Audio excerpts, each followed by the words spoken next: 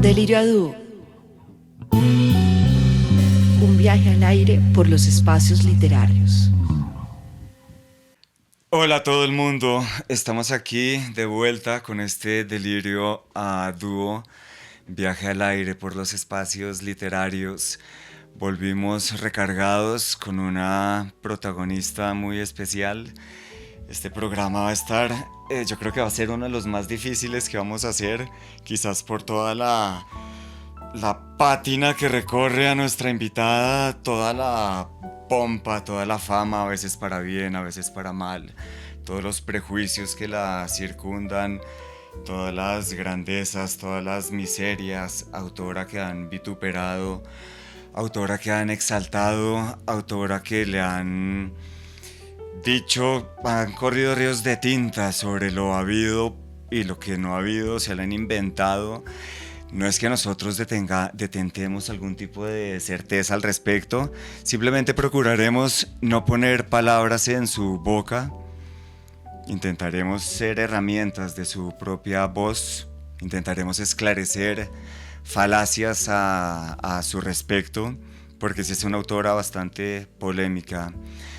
Alejandra Pizarnik, nuestra invitada especial del día de hoy, la tomamos de sobrevuelo en nuestro episodio de autoras que cambiaron nuestras vidas. En algún lugar va a aparecer por acá. Por favor, invitamos de manera muy profunda a suscribirse a nuestro canal de YouTube, Delirio a Dúo, seguirnos por Instagram. Siempre creemos que es importante apoyar estos espacios de cultura en estos tiempos, en ocasiones baldíos, donde el pensamiento, las artes, mal que bien, brillan por su ausencia. Consideramos que estos espacios se hacen cada vez más importantes. Claro. De alguna manera, hacemos un leve homenaje, cada quien a su estilo, cada quien a su manera, pero de alguna manera seguimos la misma línea de pensamiento que en su momento hizo ese tándem Ramón de Zuviría con Abelardo Benavides Forero, El pasado en presente, o Diana Rico con Bernardo Hoyos en su programa sobre cine. Claro que para quienes no sabían, se trata de programas que aparecían en la televisión nacional de Colombia y que tenían la intención de mostrar pues figuras de la cultura, tenían la intención de ilustrar a las personas en literatura, cine. Abelardo Forero Benavides, Ramón de Zuviría, El pasado en presente. Pero también Bernardo Hoyos con Diana Rico hacían un excelente conversatorio sobre diversas obras cinematográficas. Y por aquí revelando como nuestras influencias. Y por aquí también revelando un poco nuestras influencias. Y entonces Alejandra Pizarnik, decíamos, autora de complejidad mayor para nosotros, no solo por la densidad de su obra, por la densidad de su vida, pero también por ese cúmulo de malentendidos. De nuevo, no es que nosotros detentemos un entendimiento, simplemente pensaríamos qué poder decir que si la propia Alejandra Pizarnik estuviese aquí, no se riese de lo que decimos, como estoy seguro que se reiría de todo lo que se ha escrito, o por lo menos del 90% de lo que se ha escrito y dicho de ella tras su deceso. Estoy seguro que ella se reiría de la cantidad de artículos con tremenda seriedad, de ponencias, de libros que se han escrito sobre ella.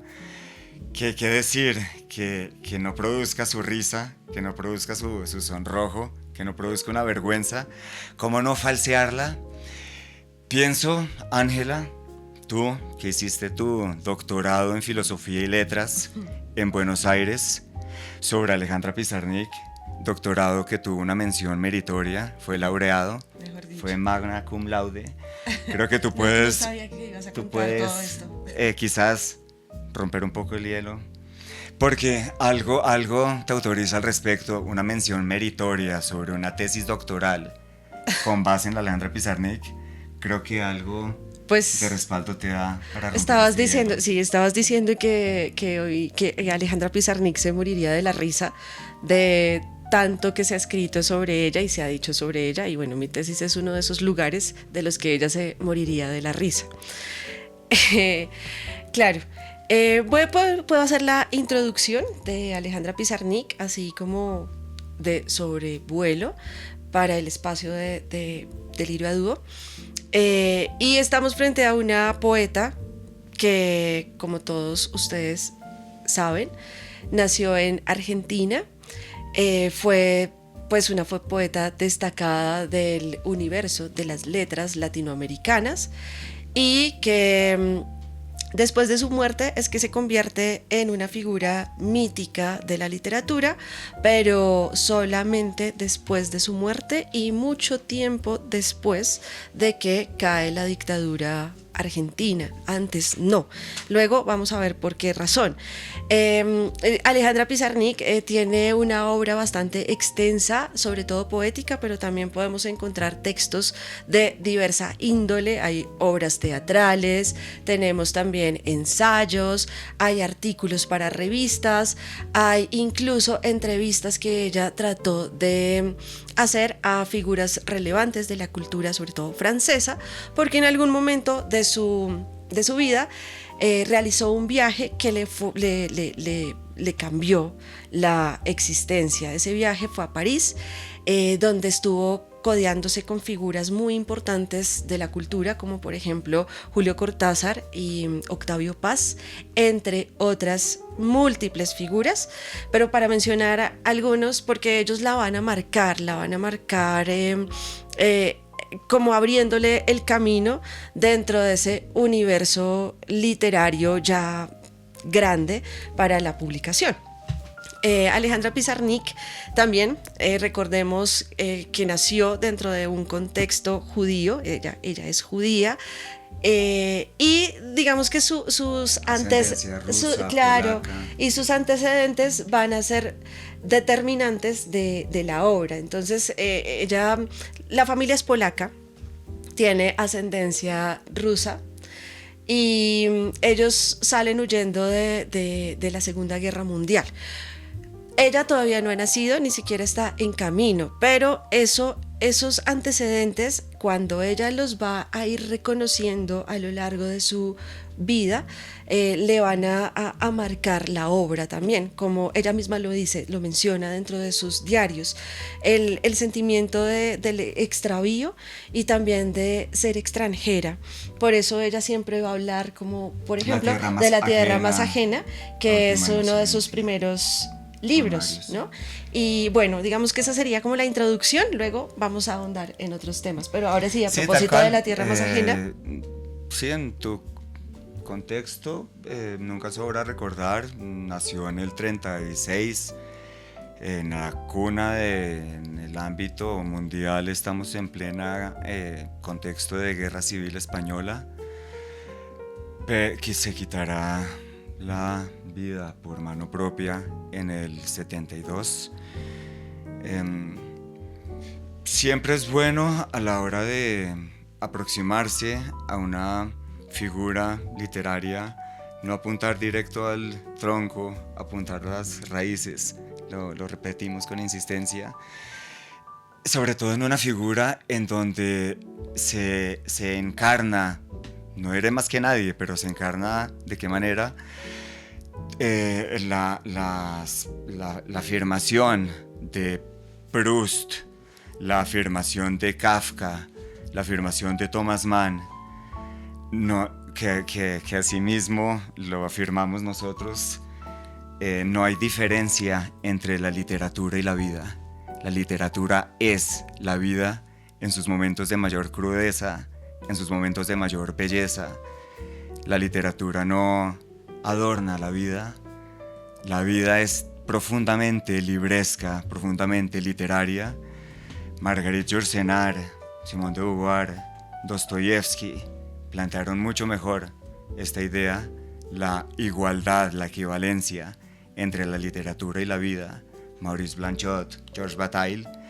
Y si en alguien se encarna esa misma naturaleza, literatura, vida es en Flora Alejandra Pizarnik, cuya obra se puede decir, para comenzar a desmentir falsos rumores, conocí una vez a alguien que, evidentemente sin haberla leído, solo fue mencionar el nombre y de una la descartó porque le sonaba a una obra exclusivamente, que esa es una fama que tiene, exclusivamente gótica, característica de una languidez sombría, ojiblanca, donde todo es lamento y se oyen cuervos y todo es gótico. Algo hay de eso, sin duda, pero también estamos ante una figura repleta de un ámbito intelectual, repleta de humor, de sarcasmo, de ironía, de inocencia. Es decir, que mucha gente que o por mala lectura o por no leer, y como decía, no sabemos qué es peor, si una mala lectura o no leer nada, descartan de inmediato a Alejandra Pizarnik porque me la tachan de gótica. Pero también ocurre lo inverso. Que claro, ocurre lo inverso. Que es muy curioso porque ella es de esos personajes de la literatura que fascina que tanto fascinan como también repelen. Y entonces, así como hay personas que nunca la han leído y empiezan a opinar mal sobre el autor, también hay personas que nunca la han leído y opinan con toda la seguridad, y con toda la certidumbre, y endiosan al autor. O se endiosa o se destruye, claro, con toda la seguridad, con toda la certeza, con toda la convicción. Sí. Y lo que refleja el carácter atrevido de la ignorancia. Claro, y en el caso de Pizarnik, como tú lo mencionabas, ella, digamos que lo que tiene de fascinante, más allá de los poemas que escribe, que son de una carga simbólica muy grande, aparte de eso también es el bagaje cultural que ella trae y que lo va dejando como señalado en su escritura. Entonces tú mencionaste varios autores hace un momento, mencionaste a Bataille, Georges Bataille, mencionaste también bueno, no me acuerdo, mencionaste un montón hace un momento. Todos ellos hicieron parte de ella. Y al hacer parte de ella, su escritura va a ser también como un collage de muchas imágenes poéticas que no son propiamente de ella, sino que hacen parte de la historia de la literatura. Entonces leerla es fascinante, más allá de ver cuervos, ver espectros, ver paisajes así sórdidos, oscuros. Enfáticamente, sí, góticos. Sí. No. Más allá de eso, como que lo que fascina de su escritura es encontrar la voz de otros autores dentro de su obra, cómo se los apropia. Y de la manera en la que a partir de esas voces crea su propia voz, crea su propio estilo. Y en honor a ella, para no ponerle palabras en su boca, hay que sacarla de todos los ismos. Me la han metido en las mujeres del boom, nada más distante. Me la han metido. Sí, la atraviesa una vena existencialista, sin duda. Alejandra Pizarnik no es posible sin el surrealismo. El surrealismo es determinante en su creación intelectual, al igual que Julio Cortázar, al igual que Octavio Paz. Pero en el caso particular de Alejandra Pizarnik, se puede decir que comparte con Julio Cortázar un referente capital, que es Alfred Jarry y su patafísica. Alfred Jarry es autor de finales del siglo XIX. La patafísica es según palabras de Alfred Jarry, autor del siglo finales del XIX, es la concepto inventado por él, y como él lo plantea, es la ciencia de las excepciones y de las soluciones imaginarias. Es decir, en un siglo que estaba con la tarea de encontrarle soluciones a todo y explicarlo todo, Alfred Jarry se creó un universo donde el protagonista es lo inesperado, lo contingente, lo azaroso, el absurdo, la irrupción del sinsentido. Se va a crear toda una lógica del sinsentido que comparte infinitamente con Lewis Carroll, con Alicia en el País de las Maravillas, Alicia a través del espejo, que es el otro referente inmediato de Alejandra Pizarnik. Ahora, en Alfred Jarry y la patafísica, la ciencia de las excepciones, hay un cuento de Julio Cortázar, de historias de cronopios y de famas. Solo su título lo dice todo. Solo su título lo dice todo. Dice todo de lo que trata la patafísica de Alfred Jarry. Julio Cortázar, en los 60 escribe, en los mediados del siglo XX, escribe sus historias de cronopios y de famas. Una de esos microrelatos se titula, solo con el título lo dijo todo, pequeña historia tendiente a ilustrar lo precario de la estabilidad dentro de la cual queremos existir, o sea que las leyes podrían ceder terreno a las excepciones, azares o improbabilidades, y ahí te quiero ver. Ahí ocurre todo el universo de Alfred Jarry, de la patafísica. Si lo ponemos en territorio cotidiano, claro, es un humor, pero bastante sórdido. Pienso yo, cualquier cosa, uno va a una invitación formal, los jefes lo invitan a la casa y uno está en plena cena con los jefes y de repente dan ganas de ir al baño. Y no se trata de lo que en las películas llaman número 1, líquido, se trata del terrible número 2 y que el terrible número 2 a su vez sea líquido. Uno aparenta una excusa y va al baño. Uno hace lo que tiene que hacer, o sensación, y de repente no hay agua. El agua no baja. Ahí te quiero ver. Uno se va a casar. ¿Qué ejemplo? Uno Pero va sí, donde los futuros de eso suegros. trata. Estamos en una comida formal. ¿Cómo te llamas tú? ¿Qué haces? Un momento, irrumpe lo fatal. Tengo que ir al baño. Ocurre lo fatal. Descanso mayúsculo. Hora de bajar la llave. No hay agua. Ahí te quiero ver. Irrupción de lo inesperado. Irrumpe la contingencia a producir soluciones. Ahí está el universo de Alfred Jarry, modo de explicar la patafísica. Ahí estamos en todo el escenario de Alejandra Pizarnik. Claro, que es muy, muy, muy chévere porque también hay mucho humor. Hay bastantes escenas en toda su obra. Menos en la poética. La obra poética también es como más sórdida. Muy dolorosas. Pero mucho pero timor en los ensayos de teatro que hizo hay bastante humor y así como llevado por el lado de la patafísica y del surrealismo. Y también en los intentos de prosa que hace, que uno no la puede clasificar tampoco, porque claro. Uno no puede decir, son cuentos, son ensayos. Claro, es afirmar toda esa lógica que se puede decir que para nuestro muy inmediato presente, un gran precursor, Alfred Jarry, y también meterse una cantidad con lo que luego tildaron la lógica del absurdo, la estética del absurdo, la estética del sinsentido, la lógica del sinsentido, todo el universo de Lewis Carroll, donde se trata de una serie de paradojas. Recordemos que Lewis Carroll viene del álgebra, viene de la geometría, viene de la aritmética. Todo en Lewis Carroll, en Alicia en el País de las Maravillas, en Alicia a través del espejo, es pura juegos lógicos. Y juegos lógicos donde las paradojas, que son fuerzas que entran en confrontación, que se oponen, pero que no se contradicen. Es decir, algo así como todos los diálogos que tiene Alicia con la oruga, con el gato que aparece, que desaparece, con el sombrerero. Pero no sé, son diálogos que juegan con el absurdo, con lo irracional, pero tienen una profunda lógica en la paradoja. No sé, como decir, hablo yo, digo al aire, como decir, de tanta inteligencia se embruteció completamente. O como decir, este tipo de locuerdo se volvió absolutamente loco. Suele pasar.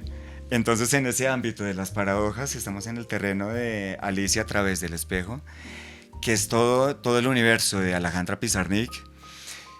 Alicia no hace más que buscar el jardín, todo el tiempo. Cada vez que le preguntan dice, solo vine a ver el jardín.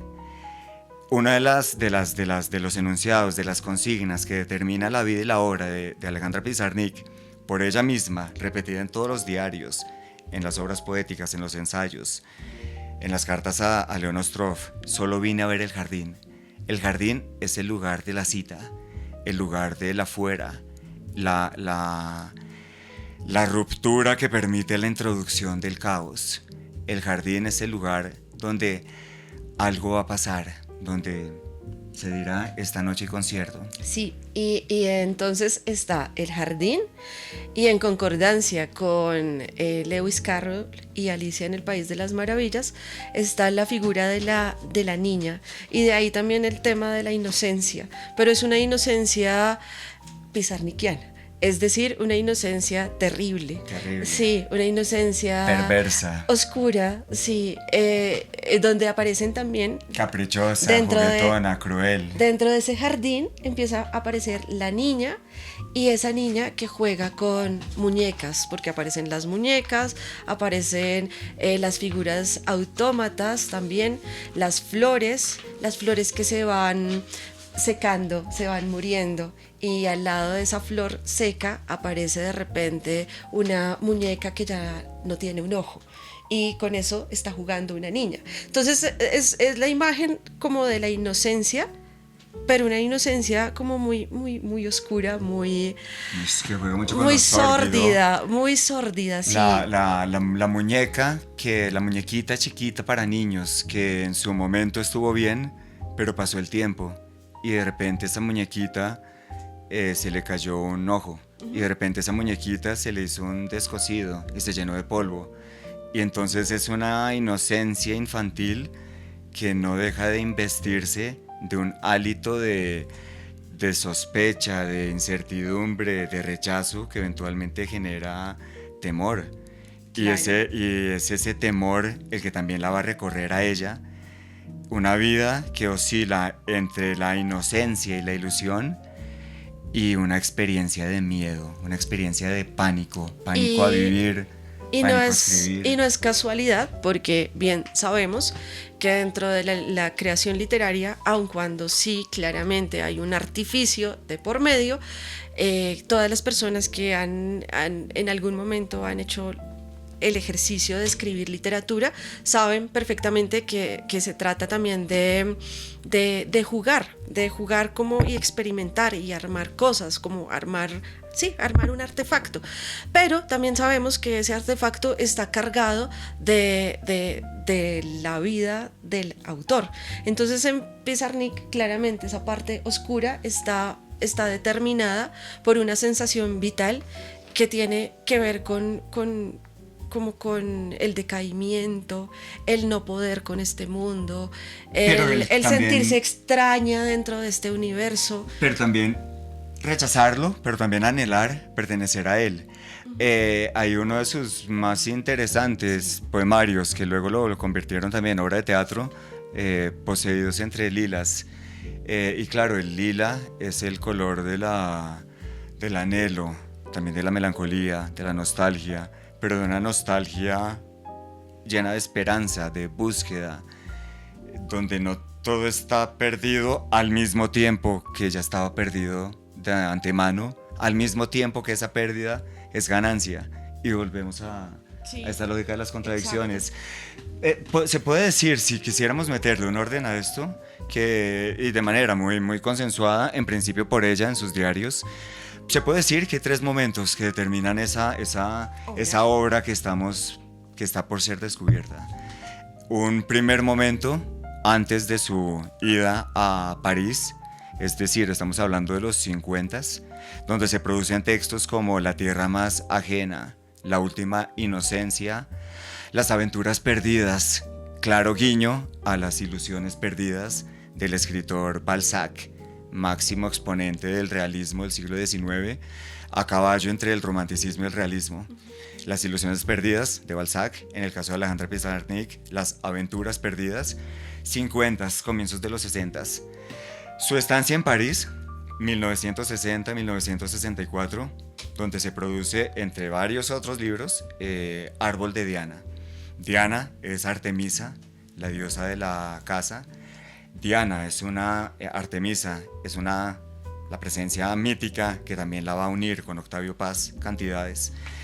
Y un después de París, los textos de finales de 60, ella perderá la vida por propia mano en el 72, donde están, por ejemplo, hablaremos bien, la extracción de la piedra de la locura, el infierno musical, los trabajos y las noches. Que ya son como la parte final de la obra. Que es la parte final. Y donde se va anunciando como ese desenlace, porque vuelvo y digo, como sí hay como una construcción muy a propósito de un personaje que es Pizarnik, que ella misma se construye como ese personaje porque tiene toda la influencia del surrealismo, como tú lo habías mencionado, claro. Y esa influencia del surrealismo la va a conducir a crearse ella misma como obra poética en todo su ser.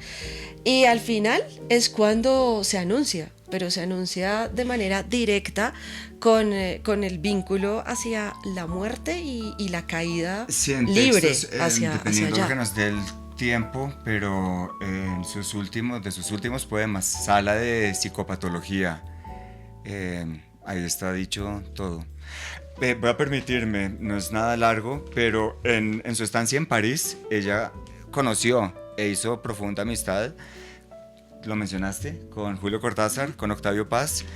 Y en este caso, pues, ¿quién mejor que Octavio Paz, que le hizo la presentación, un muy corto prólogo al libro Árbol de Diana? Y pues sí, ¿quién mejor en este caso que Octavio Paz para por lo menos aproximarse a ese tremendo misterio que es Alejandra Pizarnik? En Árbol de Diana, libro de Alejandra Pizarnik, Octavio Paz hizo el prólogo y de manera muy acertada, Octavio Paz se aproxima bastante a ese profundo misterio que es su vida y su obra. Dice Octavio Paz: Árbol de Diana, de Alejandra Pizarnik, cristalización verbal por amalgama de insomnio pasional y lucidez meridiana, en una disolución de realidad sometida a las más altas temperaturas. El producto no contiene una sola partícula de mentira. El árbol de Diana es transparente y no da sombra. Tiene luz propia, centelleante y breve. Nace en las tierras resecas de América.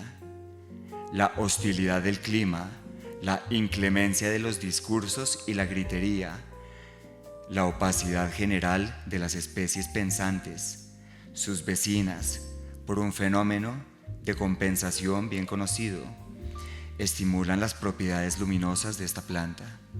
No tiene raíces. El tallo es un cono de luz ligeramente obsesiva. Las hojas son pequeñas, cubiertas por 4 o 5 líneas de escritura fosforescente. Pecíolo elegante y agresivo, márgenes dentadas. Las flores son diáfanas, separadas las femeninas de las masculinas, las primeras axilares, casi sonámbulas y solitarias, las segundas en espigas, espoletas y más raras veces, púas. Los antiguos creían que el arco de la diosa era una rama desgajada del árbol de Diana. La cicatriz del tronco era considerada como el sexo femenino del cosmos. Quizás se trate de una higuera mítica. La savia de las ramas tiernas es lechosa lunar. El mito alude posiblemente a un sacrificio por desmembración. Un adolescente, hombre o mujer, era descuartizado cada luna nueva para estimular la reproducción de las imágenes en la boca de la profetisa, arquetipo de la unión de los mundos inferiores y superiores. El árbol de Diana es uno de los atributos masculinos de la deidad femenina. Algunos ven en esto una confirmación suplementaria del origen hermafrodita de la materia gris y acaso de todas las materias. Otros deducen que es un caso de expropiación de la sustancia masculina solar. Algunas personas con reputación de inteligencia, se quejan de que, a pesar de su preparación, no ven nada. Para disipar su error, basta recordar que el árbol de Diana no es un cuerpo que se puede ver, es un objeto animado que nos deja ver más allá, un instrumento natural de visión. Por lo demás, una pequeña prueba de crítica experimental desvanecerá efectiva y definitivamente. El árbol de Diana refleja sus rayos y los reúne en un foco central llamado poema, que produce un calor luminoso capaz de quemar, fundir y hasta volatilizar a los incrédulos. Se recomienda esta prueba a los críticos literarios de nuestra lengua. Árbol de Diana. Árbol de Diana, introducción de Octavio Paz a Alejandro Pizarnik. Bien, y bueno, el asunto es que tenemos poco tiempo y tenemos como infinito material sobre Alejandra Pizarnik. Entonces vamos a hacer lo siguiente. Continuemos con Árbol de Diana, ¿sí? Para como ahondar, digamos, en la introducción y en el prólogo que hace Octavio Paz. Miremos como las figuras recurrentes de Alejandra Pizarnik dentro de su obra. Y ya si el público lo desea, entonces haremos otra segunda parte. Y por lo pronto, a propósito, no olviden suscribirse a nuestro canal y por favor seguirnos en todas las redes sociales que tenemos, bueno, que no son muchas, pero que sí tenemos, pero sustanciosas. Sí, y ahí nos cuentan si quieren una segunda parte de Pizarnik, si quieren saber acerca de la Condesa Sangrienta, si quieren saber un poco más sobre la relación de Pizarnik con la pintura, porque tiene una relación profunda, sobre todo con un pintor en específico que es el Bosco, y de allí salen varios de los títulos de su obra. Ustedes nos dirán. Entonces, retomemos pues Árbol de Diana. En Árbol de Diana, sí, claro, que es como muy importante porque se va ahí a dar... confluyen todas. En Árbol de Diana, decíamos, es el lugar de la casa, el momento del tiempo, del instante preciso, lo que los griegos llamaron kairos. Y que me parece muy importante ese libro porque ella lo hace en París.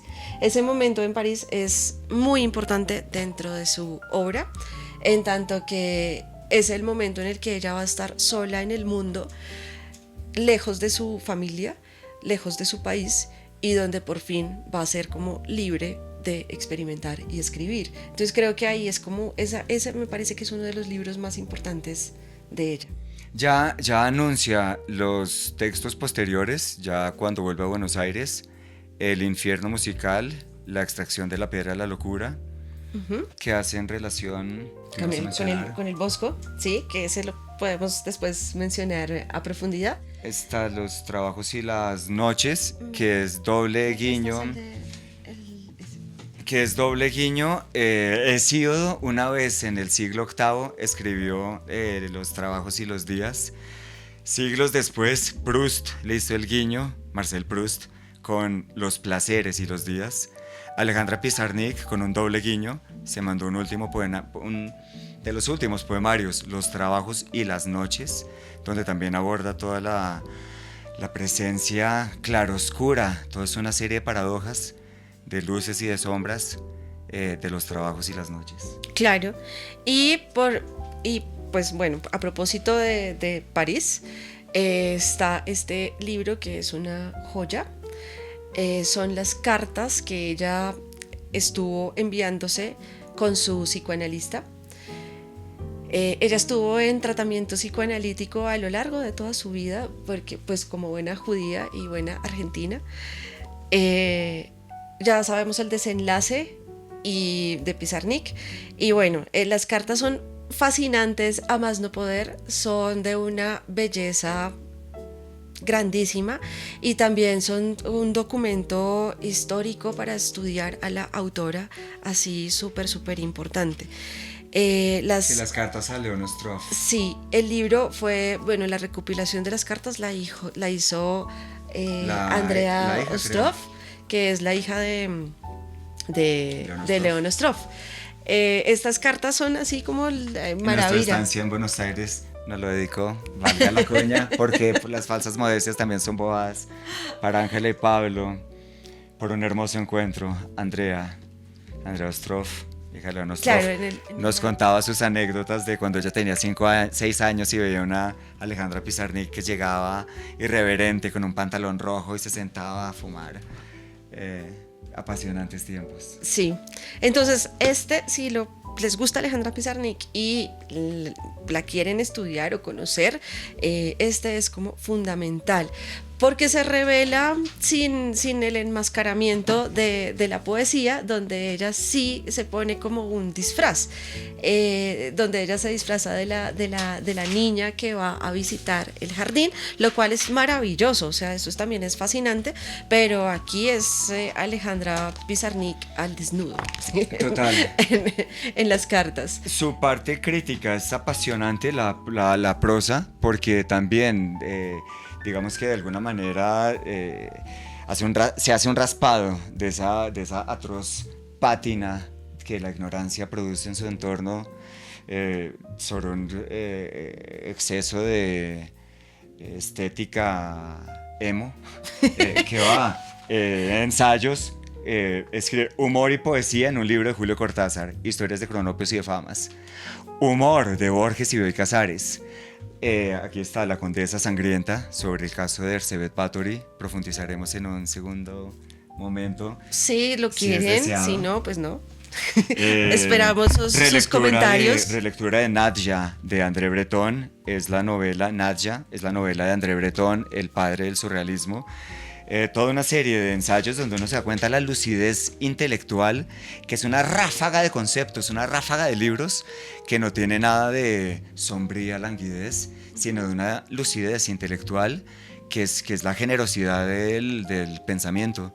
Tenemos que hacerles. Y por supuesto, para su época, pues fue una mujer que no fue comprendida. O sea, estábamos hablando de Alejandra Pizarnik, tenía 20 años en los años 50 en Latinoamérica. Y ella no estaba pensando en tener hijos ni en casarse, sino quería una sexualidad díscola, una sexualidad multiforme. Y quería ser ella de manera auténtica, lo cual era bastante difícil para la época que le correspondió vivir. Entonces también hay que entenderla dentro del contexto en el que vivió, porque si la sacamos, pues también vamos a entrar como en una creación de un personaje bien raro, extraño. Creo que ya así como para hacer el cierre del episodio, así, ¿sí? Hacemos el cierre así como rápidamente. Un cierre que esperamos sea un continuará. Dependerá de ustedes si lo hacemos. Sí, que sería lo máximo. Tanto si ustedes por decir, tan poco tiempo por nos decirlo. animan a hacer la siguiente parte, porque a veces no sabemos qué les gustaría que escuchar. Entonces, si nos animan, pues hacemos la segunda parte y estaría buenísimo. Tal cual. Pizarnik fue extraña para su época. Pizarnik es un ejemplo perfecto de lo que fue la poesía maldita del siglo XIX. Ahora, cómo ella la retoma, cómo ella vuelve y juega con ese asunto de ser la poeta maldita. Es otro encasillamiento, pero digamos que ella de algún modo sí lo quería, sí, y quería hacer eso. Y lo es totalmente. Entonces, en ese juego con ser poeta maldita, en ese juego también con las vanguardias artísticas que le tocó vivirlas en pleno todas, y además estando en París, ella quiere ser poesía, ¿no? Ella no quiere escribir poesía, sino que ella quiere ser directamente poesía. Entonces, en alguna entrevista que le alcanzaron a hacer, en algún reportaje pequeñito para un periódico, donde ella tenía que responder las preguntas de manera escrita a máquina y luego enviarlas al periódico, la primera pregunta que le hacen es: ¿para qué sirve la poesía en el mundo de hoy? Esa es la pregunta que le hicieron. La pregunta hoy en día sigue siendo extraña. Y muchas personas siguen haciendo ese tipo de preguntas, que también es curiosísimo. Entonces ella dice, necesitamos un lugar donde lo imposible se vuelva posible. Es en el poema, particularmente, donde el límite de lo posible es transgredido de buena ley, arriesgándose. Creo que con esas palabras, con esas pocas frases, ella responde de manera contundente a la pregunta y además nos permite entender que todo lo que ella intentaba ser y hacer era encaminado hacia el lado de la transgresión. Y por lo demás, creo que, no sé si tú estás de acuerdo, pero a mí me parece que el arte tiene que transgredir. Y que transgredir que la realidad normalizadora en las que nos están metiendo todo a todo momento. Tú comenzaste justamente este episodio hablando acerca como de todos esos autores que hacen que esta vida sea diferente y sea vivible. Empezaste hablando acerca de la literatura, no como un lugar ajeno, sino como ese territorio en el que la vida se vuelve la misma literatura o ya se confunde, ¿no? Como que no hay límite entre literatura y realidad. Y creo que con esta frase se cierra de manera perfecta lo que tú acabas de El arte como transgresión, la poesía como transgresión. Alejandra Pizarnik, transgresora por excelencia. Y nosotros, en este espacio que consideramos necesario, vuelvo a decirlo, en estos tiempos quizás un poco baldíos, necesitados de vacuolas culturales, nos veremos en un muy próximo episodio. Esperamos que sea la segunda parte de Alejandra Pizarnik. Como siempre, una vez más, nos encuentran en YouTube. Suscribirse, por favor, darle a like, todo lo que ustedes ya saben, Delirio a Dúo Literatura por YouTube, seguirnos por Instagram, agradecer por este tiempo, agradecer por este espacio, agradecerte a ti, agradecer a nuestro inmenso equipo delirante, Aurin.music, Don Jack. Y bueno, les dejo pues la pregunta, ¿quieren saber por qué Alejandra Pizarnik se hizo tan famosa luego de que murió? Porque es que en vida no fue la figura que hoy en día es. Si quieren saber, y además si quieren saber cómo se rescataron todos los manuscritos que se pudieron haber perdido y entonces no habríamos conocido más que 2 libritos de Pizarnik y ya. Si quieren saber todo eso, pues nos escriben y nos dicen que quieren saberlo y ya estuvo. En fin, es muy sencillo. Como siempre, agradecemos la producción y edición a Don Jack y a Aurin Music. Y nada, nos vemos en un próximo episodio.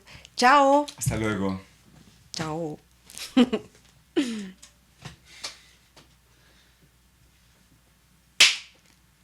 Damn, man.